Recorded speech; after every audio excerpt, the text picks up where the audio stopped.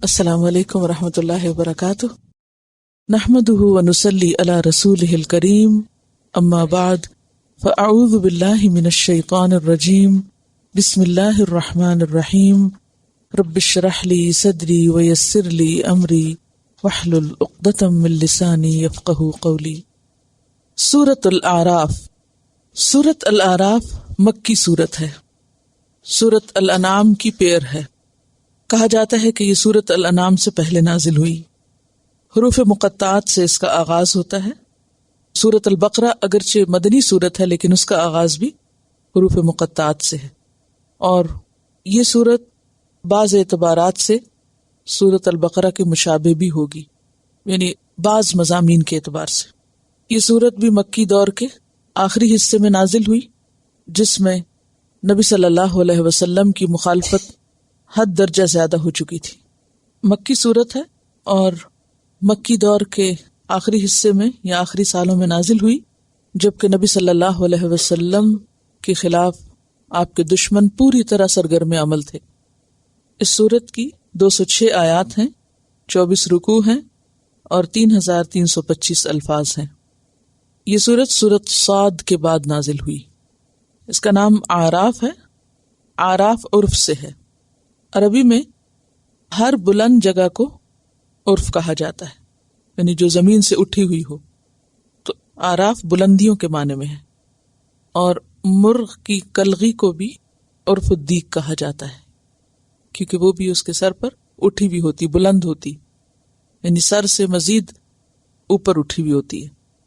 الف لام میم صاد حروف مقطعات ہیں، پیچھے آپ ان کے بارے میں پڑھ چکے ہیں۔ کتابن، کتاب یعنی قرآن مجید، انزلہ نازل کی گئی، الیکا آپ کی طرف، یعنی اللہ سبحانہ تعالیٰ کی طرف سے آپ کو دی گئی ہے۔ کس لیے دی گئی ہے؟ مقصد آگے بیان کیا جا رہا ہے، لیکن اس سے پہلے آپ کو تسلی دی جا رہی ہے کہ فلا یکن، پس نہ ہو، فی صدرک، آپ کے سینے میں یعنی آپ کے دل میں، حرجن، کوئی تنگی، کوئی گھبراہٹ، کوئی شک۔ حرج کے 2 معنی کیے گئے ہیں، ایک شک اور دوسرے تنگی یا گھبراہٹ۔ عربی میں حرج کہتے ہیں گھنی جھاڑی کو، حرجتن گھنی جھاڑی جس سے گزرنا مشکل ہو، یعنی درختوں کا ایسا ہجوم جس کے اندر سے گزر مشکل ہو۔ تو جب انسان کا دل تنگ ہوتا ہے یا گھٹتا ہے، ایک گھبراہٹ کی کیفیت ہوتی ہے، تو اس وقت بھی انسان کا حال یہ ہوتا ہے کہ کوئی بات اس کو سمجھ میں نہیں آتی، یا اس کے دل کے اندر نہیں جاتی، یا دل سے باہر نہیں آتی، یعنی اس کا بیان کرنا مشکل ہوتا ہے۔ فلا یکن فی صدرک حرجن، تو آپ کے دل میں کوئی تنگی نہ ہو اس کو بیان کرنے کے معاملے میں۔ اس تنگی کی وجہ کیا تھی جس کو دور کیا جا رہا ہے یا جس کو ہٹایا جا رہا ہے؟ جیسے کہ آپ جانتے ہیں کہ نبی صلی اللہ علیہ وسلم پر قرآن پاک کا جو بھی حصہ نازل ہوتا، آپ اس کو فوراً لکھواتے اور اس کے بعد لوگوں کو جا کے سناتے، اور سننے والوں میں صرف مسلمان نہیں ہوتے تھے، ہر طرح کے لوگ ہوتے تھے، یا جو آپ کی زبان سے کلام نکلتا تھا وہ سب لوگوں تک پہنچتا تھا۔ اور اہل مکہ اگرچہ انکار کرتے تھے، لیکن اس کے ساتھ ساتھ وہ آپ کی باتیں سننے کے شوقین بھی بہت تھے، کیونکہ دل کو لگتی تھی۔ اگرچہ اپنی انا اور ضد کی وجہ سے مانتے نہیں تھے، لیکن سنتے ضرور تھے، اور جب سنتے اور دلیل قبول نہ کرتے تو پھر ہٹ دھرمی پہ اتر آتے، کبھی مذاق اڑاتے، انکار کرتے، اعتراض کرتے، تنقید کرتے، کبھی معجزوں کا مطالبہ کرتے۔ تو کفار کا جو ری ایکشن ہوتا تھا وہ آپ پر بہت گراں گزرتا تھا۔ تھوڑی دیر کے لیے اپنے آپ کو ایسی سچویشن میں رکھیے کہ آپ کسی کی خیرخواہی کے لیے اسے بالکل سچی بات بتا رہے ہوں اور بہترین بات بتا رہے ہوں، اور وہ جواب میں آپ ہی کے خلاف ہو اور آپ پر اعتراض کرے، تو اس وقت آپ کی کیفیت کیا ہوگی کہ میں اس کا بھلا چاہ رہا ہوں اور اس کا جواب کچھ اور ہے۔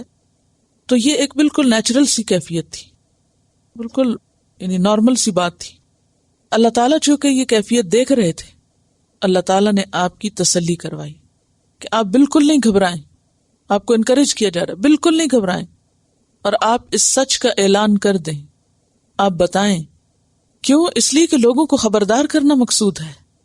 لِتُنذِرَ بِهِ، تاکہ تم خبردار کرو، انذار کرو. انذار کس کو کہتے ہیں؟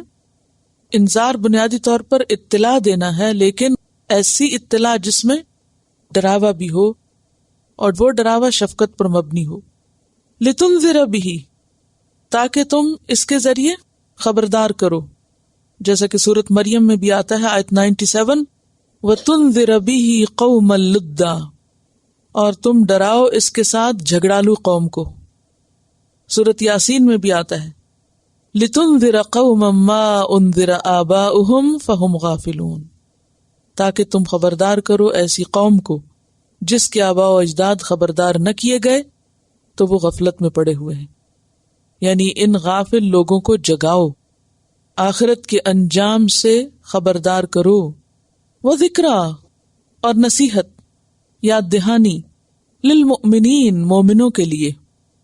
ایک ہوتا ہے ذکر، ذکر کا معنی ہوتا ہے یاد کرانا، اور ذکرہ کا معنی ہوتا ہے بہت زیادہ اور بار بار یاد کرانا.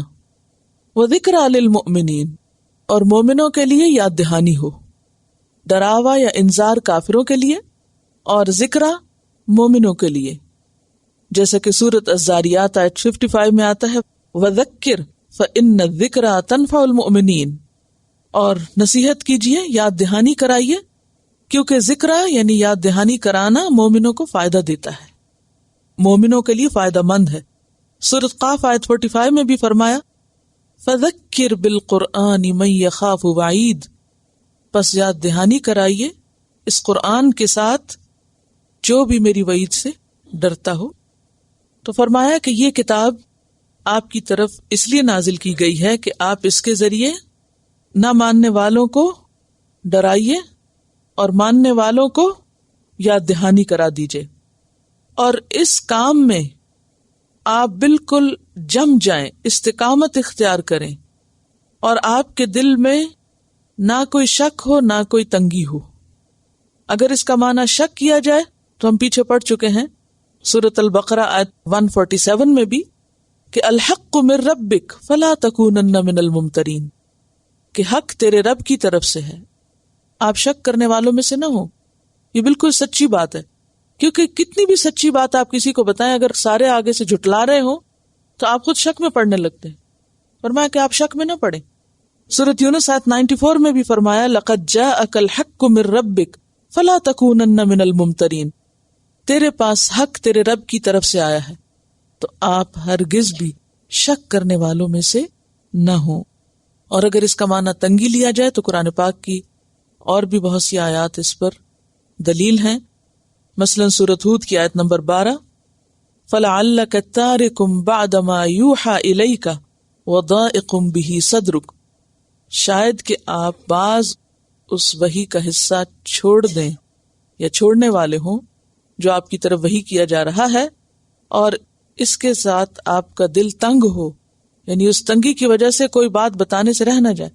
کیونکہ عام روزمرہ زندگی میں بھی آپ نے دیکھا ہوگا کہ اگر ہم کسی کو کوئی بات بتا رہے ہیں اور ہمیں پتا ہو کہ اس نے ماننی نہیں تو ہم عموماً کیا کرتے ہیں؟ چھوڑ ہی دیتے ہیں، اسے سننا ہی نہیں، جانے دو. لیکن پیغمبر ایسا نہیں کر سکتا.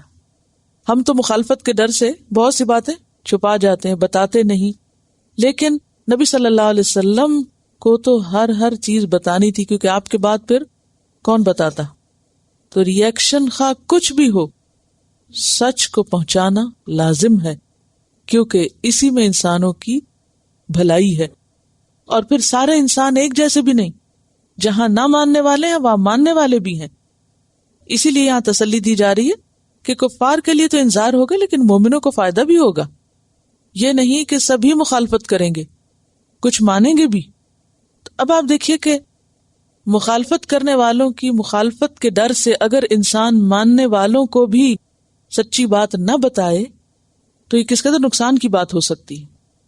اور یہ ساری کیفیت اللہ تعالیٰ کو معلوم تھی، جیسے کہ سورۃ الحجر آیت 97 میں آتا ہے وَلَقَدْ نَعْلَمُ أَنَّكَ يَضِيقُ صَدْرُكَ بِمَا يَقُولُونَ، ہمیں سب پتا ہے کہ آپ کا سینہ، آپ کا دل ان کی باتوں کی وجہ سے تنگ ہوتا ہے.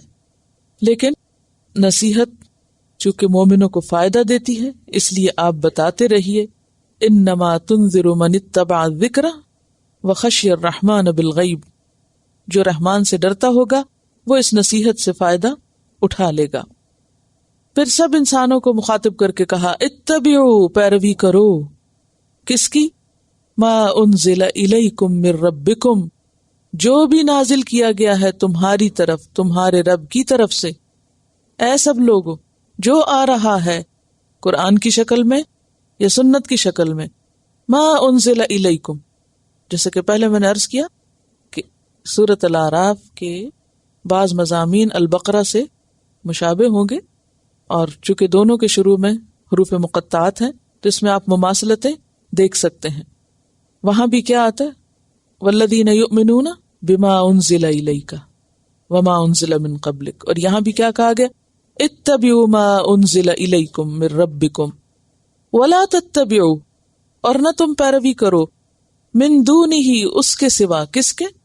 اس رب کے، اولیاء، اولیاء کی اور مددگاروں کی، اللہ کے ساتھ جو تم نے اور شریک بنا رکھے ہیں ان کی بات نہ مانو، اللہ کی مانو۔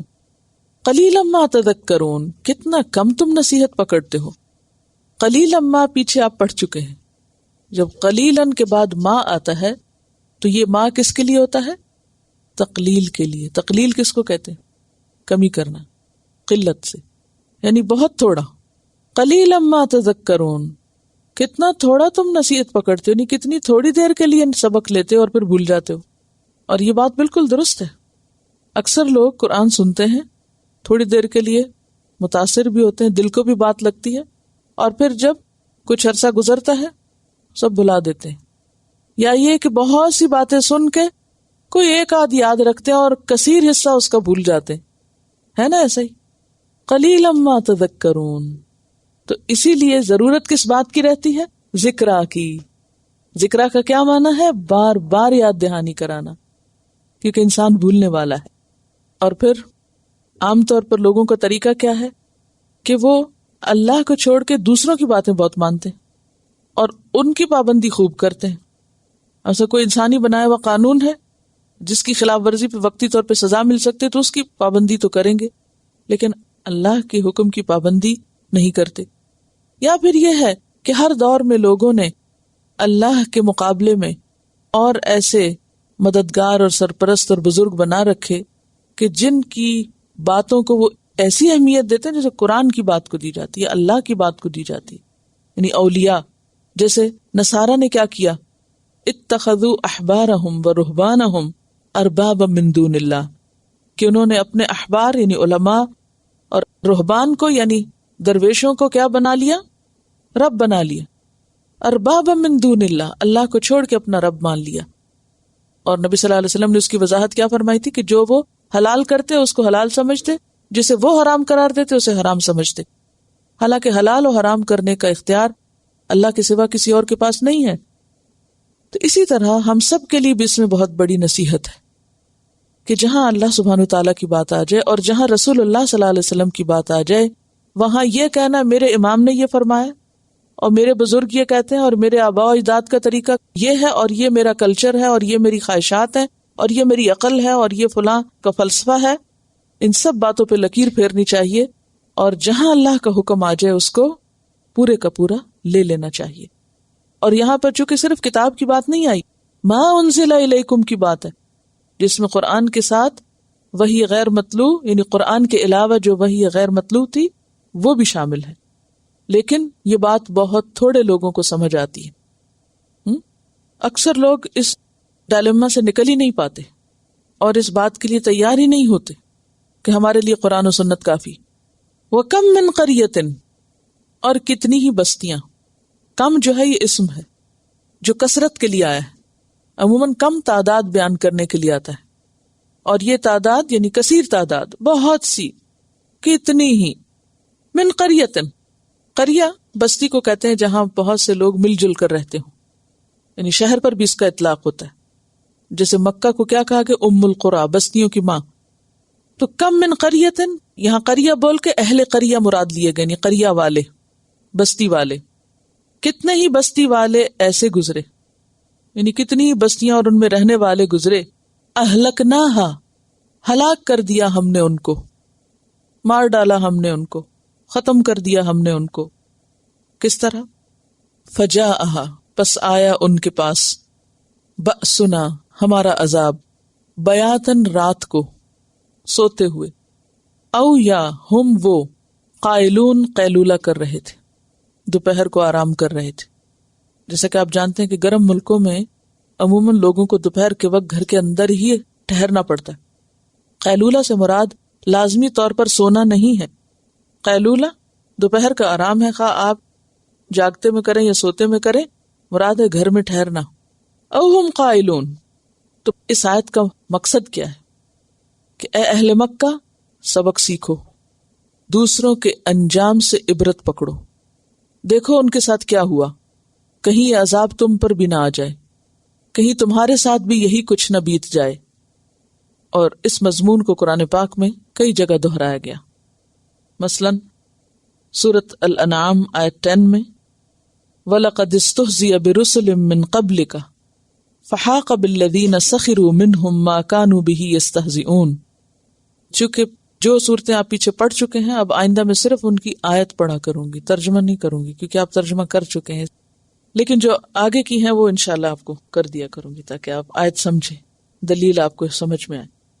سورۃ الحج آیت 45 میں فرمایا فَكَأَيٍّ مِّن قَرْيَةٍ، پس کتنی ہی بستیاں، اہلکناہا، جن کو ہم نے ہلاک کیا، برباد کیا، وَهِيَ ظَالِمَةٌ، اس حال میں کہ وہ ظالم تھی، فَهِيَ خَاوِيَةٌ عَلَى عُرُوشِهَا، دیکھو وہ گری پڑی ہیں اپنے چھتوں پر، ان کی چھتیں فلیٹ ہو گئی ہیں. وَبِئْرٍ مُعَطَّلَةٍ، اور کنویں بیکار پڑے ہیں، معطل ہو گئے، کوئی پانی نکالنے والا نہیں. وَقَصْرٍ مَشِيدٍ، اور مضبوط محلات بھی ویسے ہی کھڑے ہیں عبرت کے نشان بن کے، کوئی ان میں رہتا بستا نہیں، وہ جگہ رہنے کے قابل نہیں رہی. سورۃ القصص آیت 58 میں فرمایا وَكَمْ أَهْلَكْنَا مِنْ قَرْيَةٍ بَطِرَتْ مَعِيشَتُهَا، کتنی ہی بستیاں جن کی معیشت بہت پھلی پھولی ہوئی تھی، یعنی خوب بڑی ہوئی تھی، ترقی یافتہ تھے وہ.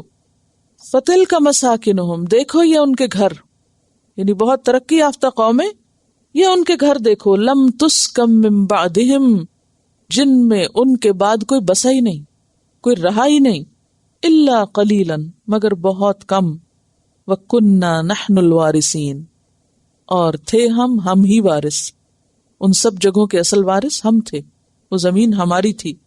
سورۃ الاعراف آیت 97 اور 98 میں فرمایا أَفَأَمِنَ أَهْلُ الْقُرَىٰ، کیا بے خوف ہو گئے بستیوں والے، أَن يَأْتِيَهُمْ بَأْسُنَا بَيَاتًا وَهُمْ نَائِمُونَ، کہ آ جائے ان کے پاس ہمارا عذاب رات کے وقت اور وہ سوئے پڑے ہوں.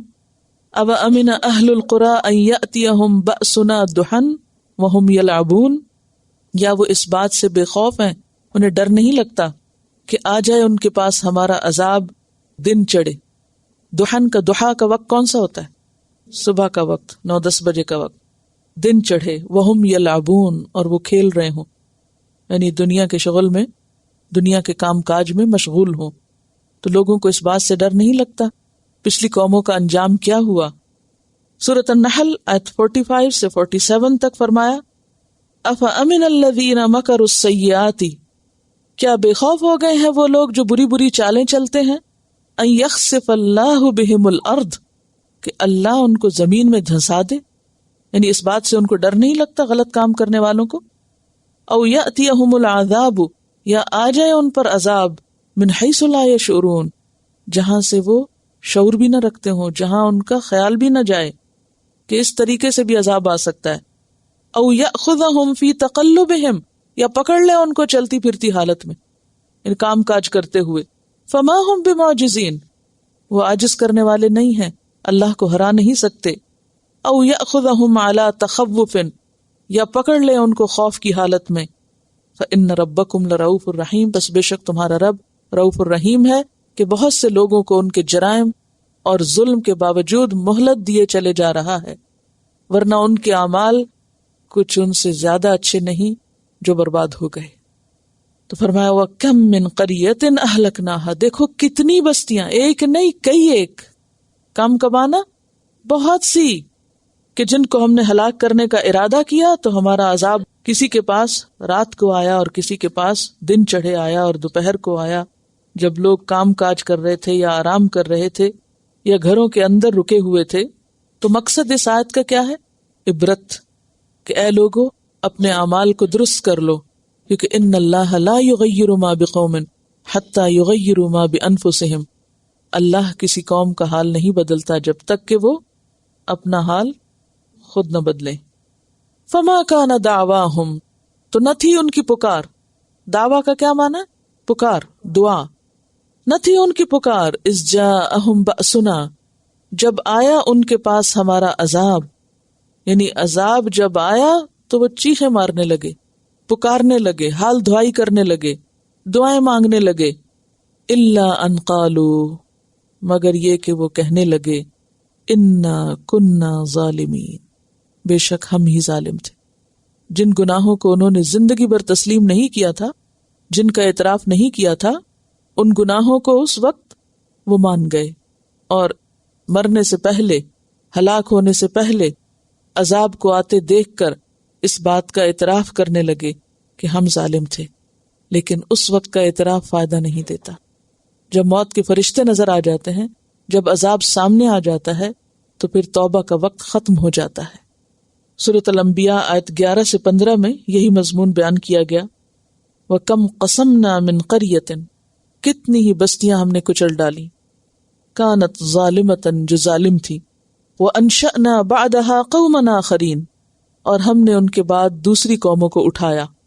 فَلَمَّا أَحَسُّوا بَأْسَنَا، ان ظالم بستیوں نے جب ہمارا عذاب محسوس کیا، انہیں تھوڑا اندازہ ہوا کہ کوئی شامت آنے لگی ہے، اذا ہم منہا یرکضون، تو یکا یک وہ بھاگنے لگے، یعنی اس علاقے سے یا اس جگہ سے بھاگنا شروع ہو گئے۔ تو ہم نے کہا لا ترکضوا، مت بھاگو، ورجعوا، اور واپس جاؤ، الی ما اترفتم فیہ، انہی نعمتوں میں جو تم کو آسودگی دی گئی تھی، جو تمہیں دنیا کے سامان دیے گئے تھے، جن کے پیچھے تم نے ساری زندگی لگائی، جاؤ انہی کے پاس، انہی میں رہو، وَمَسَاكِنِكُمْ، اور اپنے گھروں میں رہو، لَعَلَّكُمْ تُسْأَلُونَ، تاکہ تم سے پوچھا جا سکے کہ ان نعمتوں کو پا کے تم نے کیا کیا۔ قالو، لیکن اس وقت وہ کیا کہنے لگے، یا ویلنا، ہے بربادی ہماری، انا کننا ظالمین، کہ بے شک ہم ظالم تھے۔ فما زالت تلک دعواہم، اور یہی ان کے منہ پہ پکار رہی، یعنی جب عذاب آتے دیکھا اور بھاگنے لگے، بھاگتے ہوئے اور عذاب آتے ہوئے دیکھ کر ایک ہی بات دہراتے رہے، فما زالت یعنی مسلسل رہی، تلک دعواہم، ان کی پکار کہ ہم ظالم تھے، حتی جعلناہم حصیدا، یہاں تک کہ ہم نے ان کو کٹی ہوئی کھیتی کی طرح بنا دیا، خامدین، بجھی ہوئی آگ کی طرح کر دیا، جیسے آگ بجھ جاتی ہے اور صرف راکھ رہ جاتی ہے، ہم نے ان کو راکھ بنا دیا، راکھ کا ڈھیر، کچرے کا ڈھیر بنا دیا، اور کوئی آواز وہاں باقی نہ رہی، لیکن آخری وقت تک وہ پکارتے رہے کہ ہم ظالم ہیں، گناہوں کا اعتراف کرتے رہے، مگر پھر ان کا اعتراف مانا نہیں گیا۔ یہ اعتراف کب تک مانا جاتا ہے؟ جب تک انسان کے پاس آزادی ہے، مہلت ہے، اپنی مرضی سے اور عذاب دیکھے بغیر پلٹنے کا وقت ہے۔ لیکن کتنے لوگ ہیں جو اس سے سبق پکڑتے ہوں اور اپنے گناہوں اور اپنے اعمال کو دیکھتے ہوں اور خود اپنے اندر کوئی تبدیلی پیدا کرتے ہوں، اور اس کے بعد ظاہر ہے کہ سب کی واپسی اللہ کی طرف ہے، اور پھر یوم القیامہ کیا ہوگا؟ فَلَنَسْأَلَنَّ الَّذِينَ أُرْسِلَ إِلَيْهِمْ، پس البتہ ضرور ہم سوال کریں گے، لام تاکید کا ہے اور نون مشدد بھی تاکید کے لیے ہے، ہم ضرور سوال کریں گے، الذین، ان لوگوں سے، ارسل الیہم، جن کی طرف رسول بھیجے گئے، یعنی جنہیں پیغام پہنچا، ان کا حساب لیں گے، وَلَنَسْأَلَنَّ الْمُرْسَلِينَ، اور ہم رسولوں سے بھی پوچھیں گے، سب کا حساب ہوگا، سب سے سوال ہوگا قیامت کے دن۔ عوام سے کیا پوچھیں گے کہ انہوں نے کیا جواب دیا، رسولوں سے کیا پوچھیں گے کہ تم نے جب پیغام پہنچایا تو تمہیں کیا رسپانس ملا۔ سورۃ المائدہ میں آپ یہ مضمون پڑھ چکے ہیں، یوم یجمع اللہ الرسل فیقول ماذا اجبتم۔ سورۃ الانعام آیت 130، یا معشر الجن والانس الم یأتکم رسل منکم یقصون علیکم آیاتی وینذرونکم لقاء یومکم ھذا، اس دن سب کو یاد دہانی کرائی جائے گی۔ سورۃ القصص آیت 65 میں فرمایا وَيَوْمَ يُنَادِيهِمْ، اور جس دن وہ ان سب کو پکارے گا، کن کو؟ تمام انسانوں کو، فَيَقُولُ، پھر پوچھے گا ماذا اجبتم المرسلین، اے لوگو تم نے رسولوں کو کیا جواب دیا تھا؟ جب رسولوں نے تمہیں اللہ کی طرف بلایا تھا تو تم نے کیا کہا تھا؟ اور ظاہر ہے وہی بتائیں گے جو انہوں نے کہا ہوگا۔ سورۃ الحجر آیت 92 اور 93 میں فرمایا فَوَرَبِّكَ لَنَسْأَلَنَّهُمْ أَجْمَعِينَ، بس قسم ہے تیرے رب کی، ہم ان سب سے ضرور سوال کریں گے، عَمَّا كَانُوا يَعْمَلُونَ، ان چیزوں کے بارے میں جو وہ عمل کرتے رہے۔ تو اس سے کیا پتہ چلتا ہے کہ قیامت کے دن ہر انسان سے سوال ہوگا، خواہ وہ پیغمبر ہو یا وہ جس کی طرف پیغمبر بھیجے گئے۔ اور پھر پیغمبر کی امت بعد میں جو آئے گی، جیسے ہم لوگ ہیں تو ہم سے بھی پوچھ ہوگی، جیسے کہ ایک حدیث اس کی زبردست وضاحت کرتی ہے، کیا کلکم راعٍ وکلکم مسئول عن رعیتہ، تم میں سے ہر شخص نگران ہے اور ہر شخص سے اس کی رعیت کے بارے میں سوال کیا جائے گا، سب سے پوچھا جائے گا۔ امام ذمہ دار ہے، اس سے اس کی رعایا کے بارے میں پوچھا جائے گا۔ اسی طرح گھر میں شوہر ذمہ دار ہے، گھر والوں کے بارے میں اس سے پوچھا جائے گا۔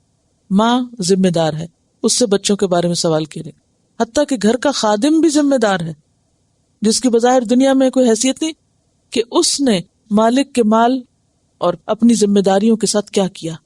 یعنی کوئی شخص اگر کہیں پر بھی کوئی جاب کرتا ہے یا کوئی کام کرتا ہے تو اس سے اس کے بارے میں پوچھ ہوگی کہ اس نے اپنی ذمہ داریاں کس طرح نبھائیں۔ اولاد سے پوچھ ہوگی کہ ماں باپ کے مال کے ساتھ کیا کیا، ماں باپ سے پوچھ ہوگی کہ انہوں نے اولاد کی تربیت کیسے کی، سب سے پوچھیں گے۔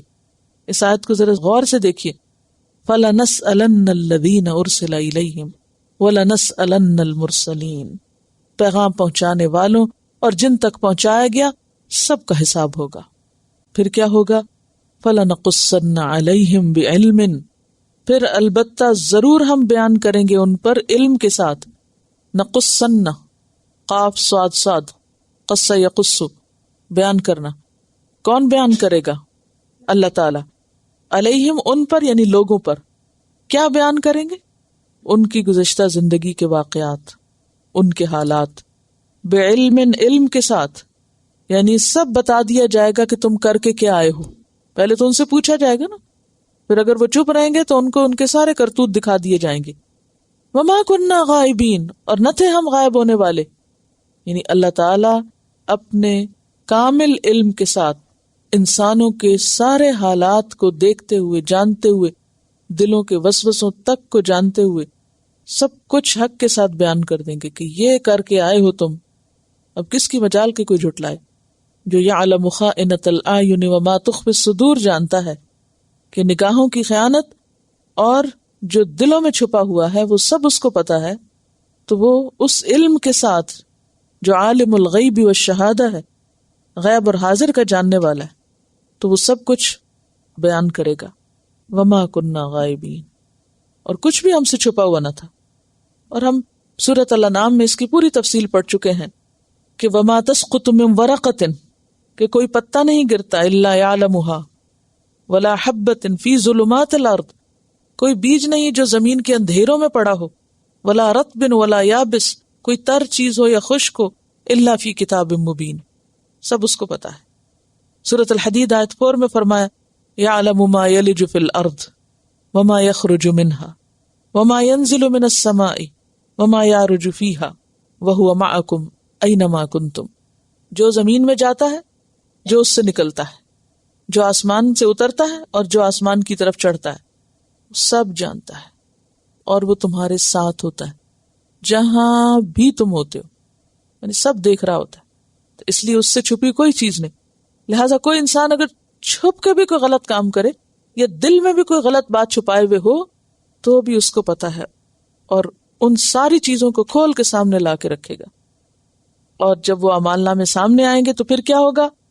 والوزن یومئذ الحق، ان کا وزن ہوگا۔ وزن کا لفظی معنی ہوتا ہے تولنا، کسی چیز کی مقدار کی پہچان، کسی چیز کی مقدار۔ مقدار کیا ہوتا ہے؟ کوانٹٹی، کوانٹٹی کو جاننا، والوزن یومئذ، اور وزن اس دن، الحق برحق ہے، ایک یہ معنی ہے، اور دوسرا معنی کہ وزن اس دن صرف حق ہی کا ہوگا یا حقیقت پر مبنی ہوگا، باطل کا کوئی وزن نہیں، کیونکہ سورۃ الکہف میں آتا ہے ایسے لوگوں کے بارے میں جو دکھاوے کے کام کرتے ہوں گے یا صرف دنیا ہی کے لیے سب کچھ کرتے ہوں گے، فلا نقیم لہم یوم القیامت وزنا، کہ ان کے بڑے بڑے اعمال کو ہم کوئی وزن نہ دیں گے۔ وزن اس دن بالکل حق ہوگا، یعنی صحیح ہوگا تول، اللہ کا ترازو بالکل سچ بولے گا۔ وہ صرف یہ نہیں دیکھے گا کہ اس میں کتنی چیز رکھی گئی، وہ یہ بھی دیکھے گا اس چیز کی کوالٹی کیا ہے۔ تو جس نیت، جس ارادے اور جس اخلاص کے ساتھ کوئی کام کیا ہوگا، اس اخلاص کا وزن اس میں پڑے گا، خواہ وہ ذرے برابر نیکی ہو یا پہاڑ برابر۔ یعنی ہو سکتا ہے ذرہ پہاڑ کے مقابلے میں وزنی نکلے، وہاں یہ نہیں دیکھا جائے گا کہ اس کی نیکیاں کتنی زیادہ ہیں، کیا دیکھا جائے گا کہ نیکیاں کیسی ہیں، ان کی کوالٹی کیا، صرف کوانٹٹی نہیں، کوالٹی۔ یہی ہے الحق، یعنی صرف الحق کا وزن ہوگا، باطل کا وزن نہیں ہوگا کوئی، خواہ وہ کتنا خوشنما نظر آئے، وہ تو جھاگ ہوگا، وہ تو اڑ جاتا ہے، ختم ہو جاتا ہے۔ تو اللہ کا پیمانہ اور وہ میزان دنیا کے پیمانوں سے بالکل مختلف۔ دنیا کے میزان میں اگر آپ پتھر رکھیں وہ اس کو بھی تول دے گا، آپ اتنا ہیرا رکھ دیں وہ اس کو بھی تول دے گا، آپ سونا اتنا رکھ دیں اس کو بھی تول دے گا، ہاں، آپ کارآمد چیز رکھیں تو بھی اس کا جتنا وزن ہے وہی بتائے گا، وہ سونے کا وزن زیادہ نہیں بتائے گا، وہ ہیرے کا زیادہ نہیں بتائے گا، اور پتھر کا کم نہیں بتائے گا، لوہے کا کم نہیں بتائے گا۔ لیکن اللہ کے ہاں صرف یہ نہیں دیکھا جائے گا کہ یہ کتنے کلو ہے، یہ دیکھا جائے گا کہ اس میں سے پتھر کیا اور ہیرا کیا ہے۔ چیزوں کی اصلیت تو لی جائے گی، اعمال کی جو اصل حقیقت ہے وہ سامنے لائی جائے گی، یہ ہے اس کا معنی۔ والوزن یومئذ، یومئذ سے مراد قیامت کا دن، یعنی قیامت کے دن جو میزان لگے گا وہ بالکل سچی سچی باتیں بتائے گا، یعنی پہلے تو اللہ تعالیٰ خود بتا دیں گے، اس کے بعد وہ جب تولا جائے گا تو اصل سامنے آ جائے گی۔ فمن ثقلت، تو جو شخص ثقلت بھاری ہو گئے، کش ثقل کا لفظ آپ نے اردو میں پڑھا ہوگا، ثقیل بھاری چیز کو کہتے ہیں، غذا کے لیے بھی ثقیل کا لفظ استعمال ہوتا ہے۔ موازین ہو، موازین جو ہے یہ میزان کی جمع ہے، موازین کیا ہے؟ میزان کی جمع، اور میزان کیا ہوتا ہے؟ وزن کرنے کا آلہ، جس کو ترازو آپ بولتے ہیں، اسکیل، یا یہ موزون کی جمع ہے۔ اور موزون کس کو کہتے ہیں؟ تولی جانے والی چیز، یعنی تول۔ تو جس کے موازین یعنی ترازو جھکتے ہوں گے، اسکیل جھک جائیں گے نیکیوں کے ساتھ، یا وہ نیک اعمال وزنی ہوں گے، فَأُولَئِكَ هُمُ الْمُفْلِحُونَ، تو یہی لوگ فلاح پانے والے ہیں، کامیاب ہو جانے والے ہیں۔ جیسا کہ سورۃ الانبیاء میں بھی آتا ہے، وَنَدَعُ الْمَوَازِينَ الْقِسْطَ لِيَوْمِ الْقِيَامَةِ، قیامت کے دن ہم موازین کو انصاف کے ساتھ رکھ دیں گے۔ فَلَا تُظْلَمُ نَفْسٌ شَيْئًا، کسی نفس پہ کچھ بھی ظلم نہ کیا جائے گا۔ وَإِن كَانَ مِثْقَالَ حَبَّةٍ مِّنْ خَرْدَلٍ، اگر رائی کے دانے برابر بھی کوئی وزن ہوگا کسی چیز کا، اتینا بہا، اس کو بھی سامنے لے آئیں گے، یعنی نیکی اگر رائی دانے برابر بھی ہوگی تو وہ بھی سامنے آئے گی۔ وَكَفَى بِنَا حَاسِبِينَ، اور حساب لگانے کے لیے ہم کافی ہیں، کیونکہ دنیا میں ہو سکتا ہے کہ رائی کے دانے کو یا اس سے چھوٹی چیز ذرے کو کوئی اسکیل نہ سامنے لائے اور نہ بتائے اور حساب نہ لگے اس کا، لیکن فرمایا ہم ہر چیز کا حساب لینے کے لیے خود کافی ہیں، وہ سب ہمارے ہی پیمانے ہیں، ہم پیمانوں سے بتا دیں گے کہ کون کیا کر کے آیا ہے۔ سورۃ النساء میں بھی آپ پڑھ چکے ہیں کہ ان اللہ لا یظلم مثقال ذرۃ وان تک حسنۃ یضاعفها، کہ ذرہ بھی، یعنی ایک جگہ رائی کا دانہ آتا ہے اور ایک جگہ ذرے کا ذکر آتا ہے، اور ذرہ سب سے چھوٹی چیز کو، یعنی اگر سب سے چھوٹی چیز بھی، یعنی ذرے جتنی بھی کوئی نیکی ہوگی، کوئی اچھا کام ہوگا تو وہ بھی ضائع نہیں جائے گا۔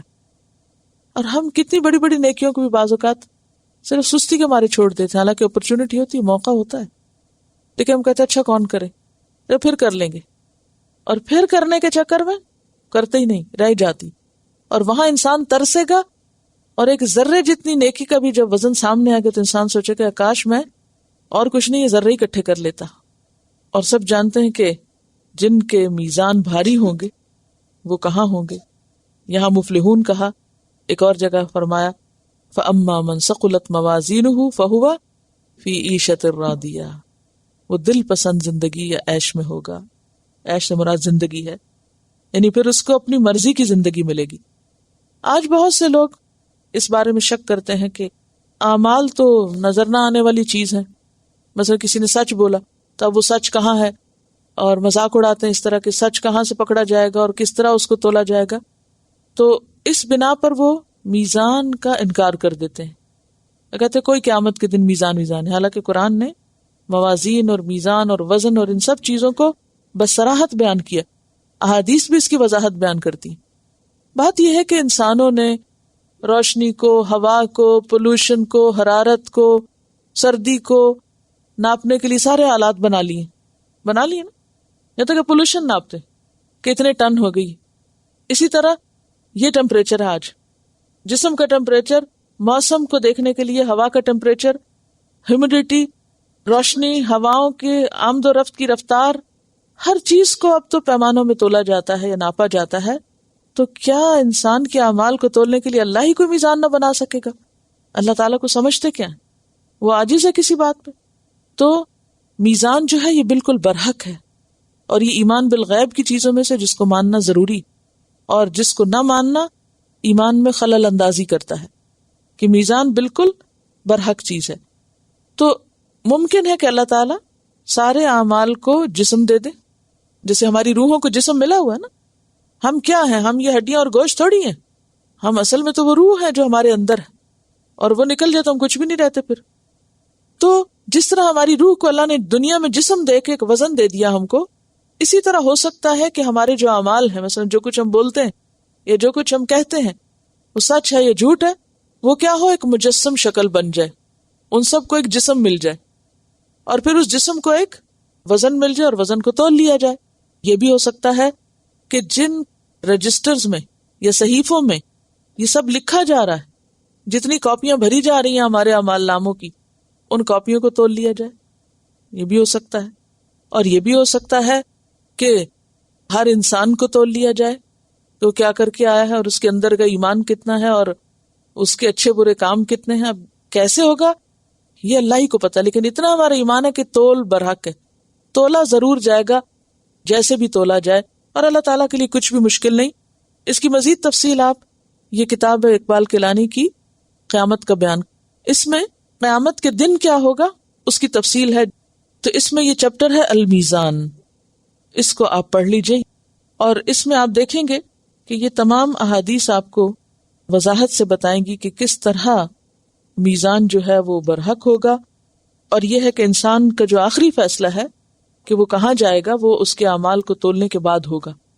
حتیٰ کہ بعض لوگوں کو صرف ایک نیکی جو ہے وہ جنت میں لے جانے کا سبب بن جائے گی، صرف ایک نیکی.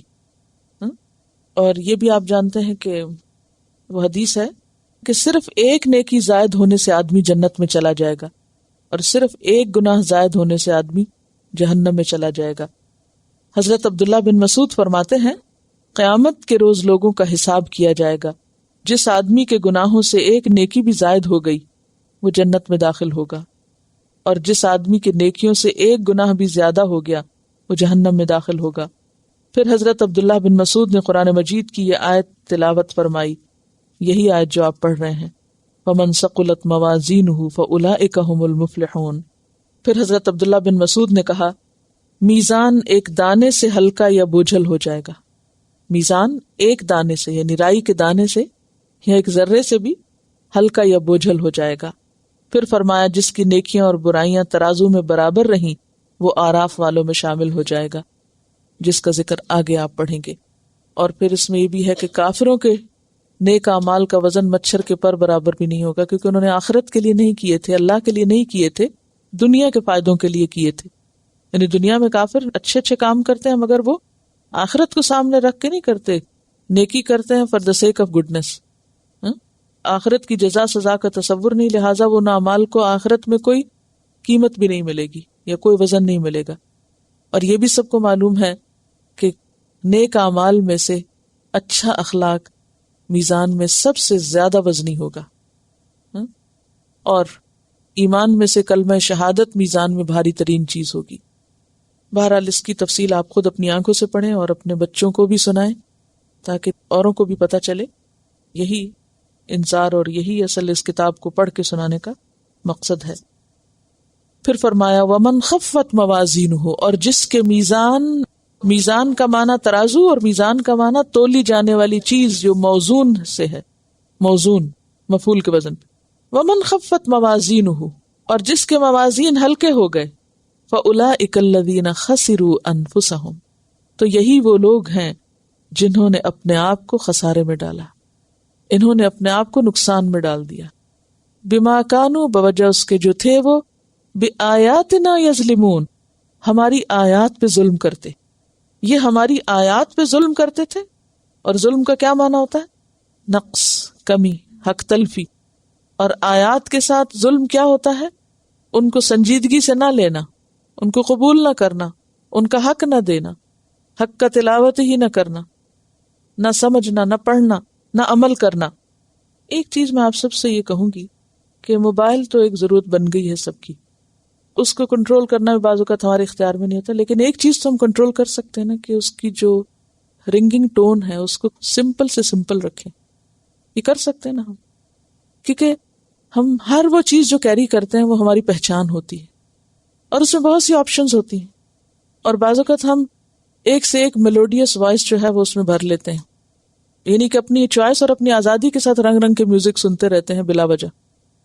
حالانکہ ہم ایک سمپل رنگنگ ٹون رکھیں تو وہ بھی گزارے کے لائق کافی ہے اور اس سے کام چلتا ہے.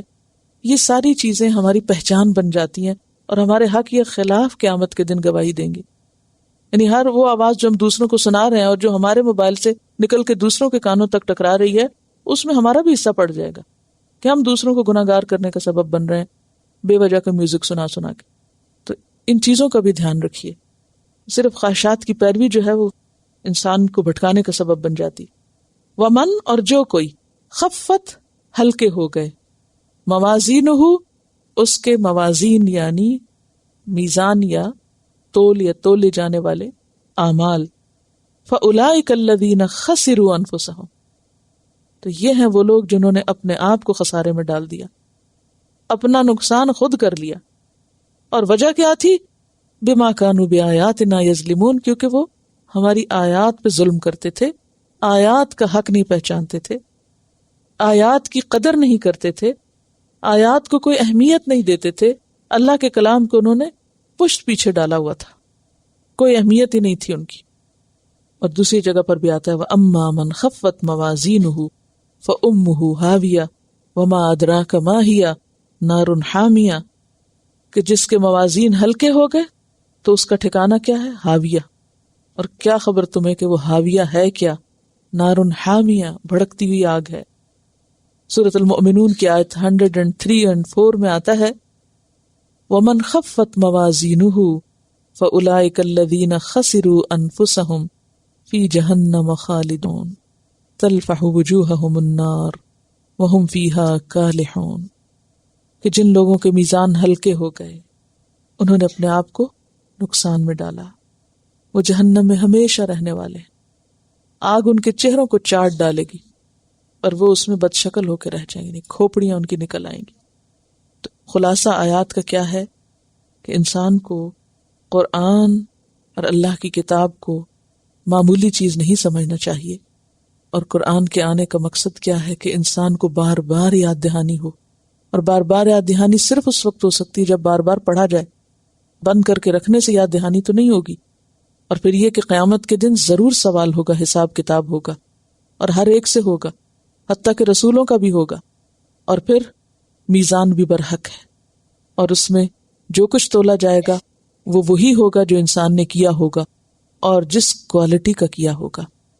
اگر محسن کے درجے کا کیا ہوگا تو ویسا ہی عمل سامنے آئے گا، اور اگر ظاہر کچھ یا سامنے کچھ اور اندر کچھ بدنیتی اور اخلاص کی کمی کے ساتھ کچھ کیا ہوگا، یا سستی کے مارے، مصیبت کے مارے کوئی کام کیا ہوگا، تو وہ ویسا ہی سامنے نظر آ جائے گا.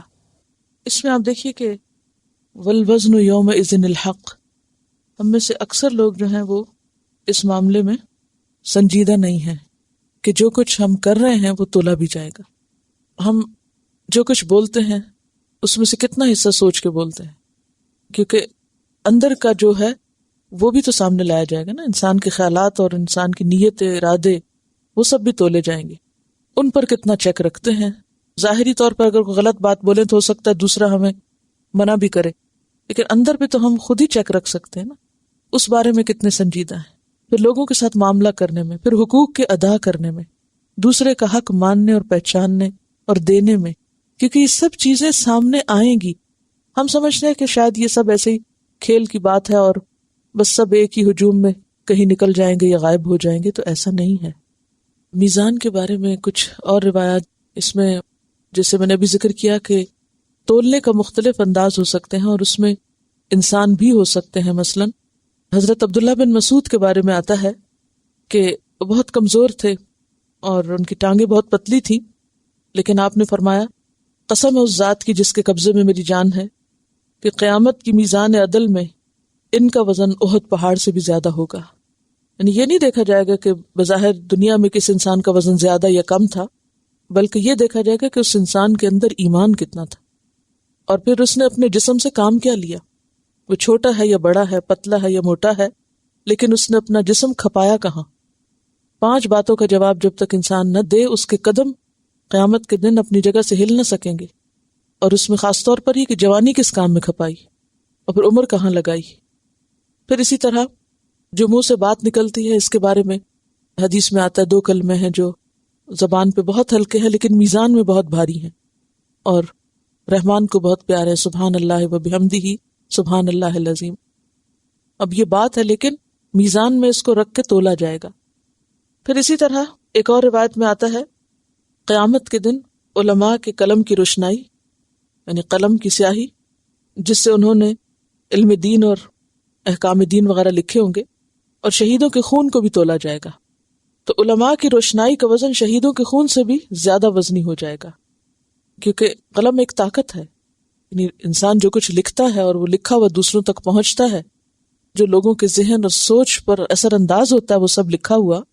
انسانوں کی جو سوچ تبدیل ہوتی ہے وہ جہاں جہاں تک تبدیلی جاتی ہے وہ ساری ایک قلم کی روشنائی سے یا اس پرنٹ سے آتی ہے نا. تو وہ بھی اللہ کے ہاں بہت وزنی چیز ہے. اس لیے جن لوگوں کو اللہ نے لکھنے کی صلاحیت دی ہو، تو یہ قلم سب سے پہلے اللہ نے بنایا تھا اور قلم کی قسم بھی کھائی قرآن میں. تو اس قلم کا استعمال اور درست استعمال جو ہے وہ انسان کے لیے بہت بڑی سعادت ہے، بہت بڑا ہتھیار ہے یہ، جس کو صحیح طور پر استعمال ہونا چاہیے. اور آج آپ دیکھیں کہ امت مسلمہ میں سب سے زیادہ یہی کمزوری ہے کہ کوئی صحیح بات لکھنے والا یا صحیح لٹریچر جو ہے وہی پراپر مناسب طریقے سے اویلیبل نہیں. پھر اسی طرح آپ دیکھیے کہ انسان کا جب میزان رکھا جائے گا تو پہلے کیا چیز رکھی جائے گی. نبی صلی اللہ علیہ وسلم نے فرمایا کہ انسان کی میزان میں سب سے پہلے جو عمل رکھا جائے گا، جیسے ایسا ہوتا ہے نا جب کوئی چیزیں تولی جا رہی ہوتی تو پہلے ایک چیز اٹھا کے رکھی پھر دوسری، وہ اپنے اہل و عیال پر خرچ کرنا اور ان کی ضروریات پوری کرنے کا نیک عمل ہے. یعنی حقوق العباد میں سے سب سے پہلے کیا رکھا جائے گا کہ ایک مرد نے اپنی بیوی اور بچوں پر کیا خرچ کیا تھا، ان کی ضروریات کتنی پوری کی تھی. اور آج آپ دیکھیں کہ بہت سے مرد حضرات اپنے اس فریضے سے غافل ہیں. پھر اسی طرح انسان اگر کسی پہ ظلم کرتا ہے، مثلا جس سے ملازم کی غلطی اور مالک کی طرف سے دی گئی سزا دونوں کو تولا جائے گا. اگر غلطی بھاری ہوگی تو مالک بری ذمہ ہوگا، سزا بھاری ہوگی تو مالک کو سزا ملے گی.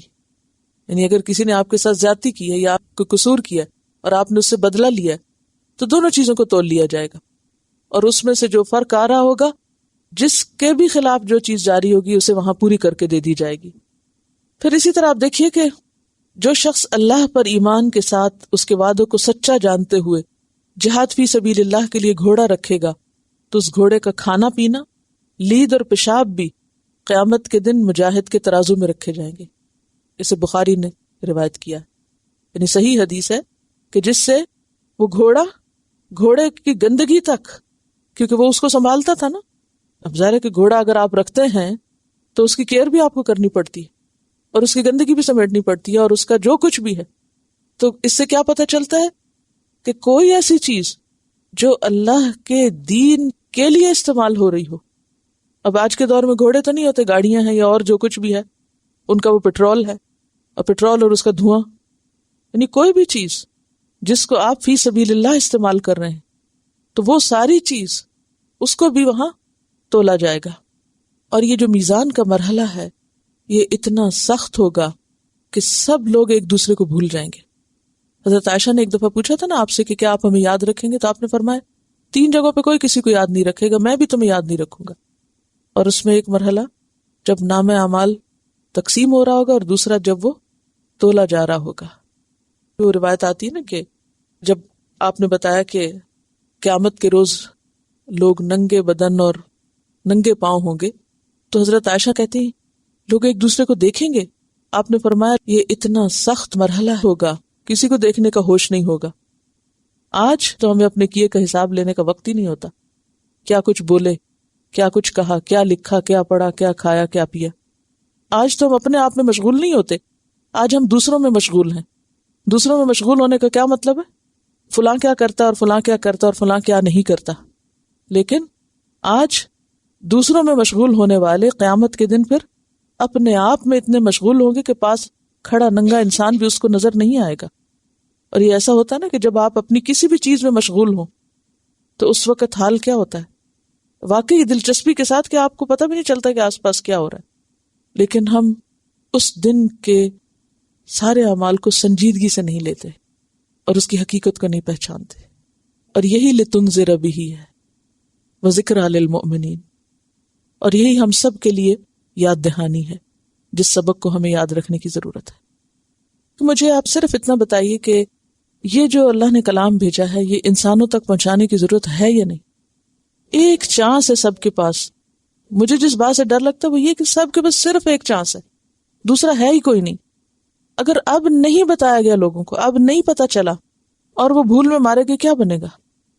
یہ ہم پہ فریضہ ہے کہ اس کو آگے پہنچائیں، بتائیں. اور اس کے لیے 1-2 لوگ کافی نہیں ہیں، اور پھر بتانے کے لیے علم چاہیے، تو علم کے لیے محنت چاہیے. وآخر دعوانا ان الحمد للہ رب العالمین. سبحانک اللہم وبحمدک نشہد ان لا الہ الا انت نستغفرک ونتوب الیک. السلام علیکم ورحمۃ اللہ وبرکاتہ.